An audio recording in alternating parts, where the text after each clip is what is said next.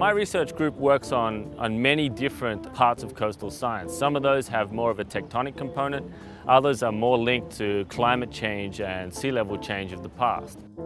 Our research group bridges two of the major research groups at EOS. And so that bridge means that we have a truly interdisciplinary program. And I think that kind of makes us unique. The main projects that we have involve India, Thailand, Indonesia, Philippines and China.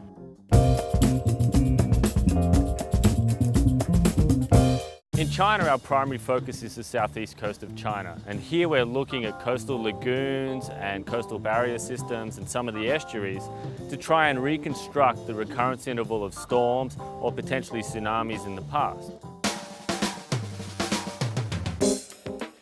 There are some lagoons and small embankments along the Chinese coast. However, they have been significantly modified by human activities. To find the best preserved area, we investigate part of the coast and we refer to published literature as well as some historical documents. One of the places we found relatively undisturbed on this small island southeast of China. We select sites that are likely to be influenced by the paleo-overwash events. We drill cores from these sites to investigate the subsurface, and by looking at sandy layers of these cores, we can identify some paleostorm or probably tsunami events. After all these samples have been collected from the field, we transport them back to the university and we start our laboratory analysis.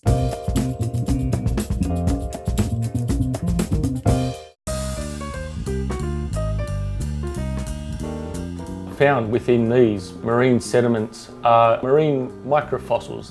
These are animals that lived offshore and were transported into these now coastal environments.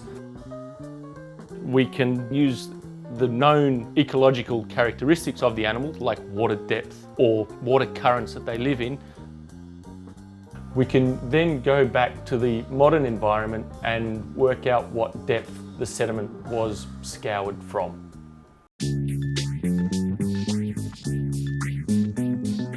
So this is our grain size analyzer. What it does is it measures the grain size of the sediment particles. The laser passes through here. The sediments pass through the laser beam, get measured for grain size.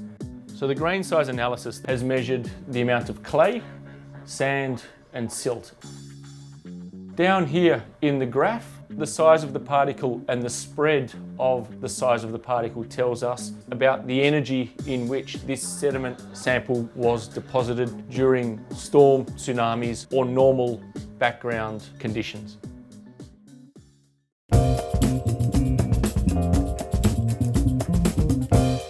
Our primary research interest in Indonesia is to look at sea level change over a number of different timescales. So by using coral microatolls, we can then use those to reconstruct sea level over the last several hundred years.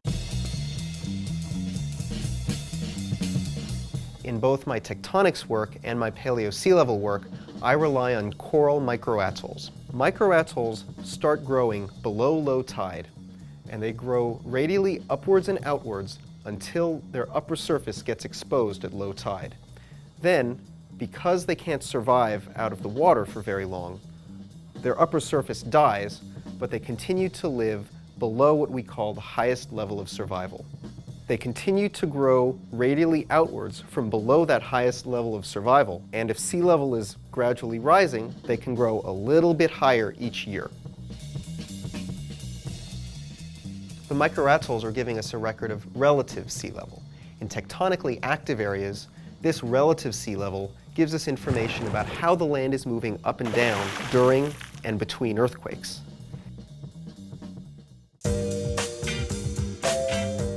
By using history and geology to develop an understanding of the recurrence interval of storms and tsunamis, you can really get a good handle on what sort of risk you're looking at in long term for these big coastal infrastructure projects.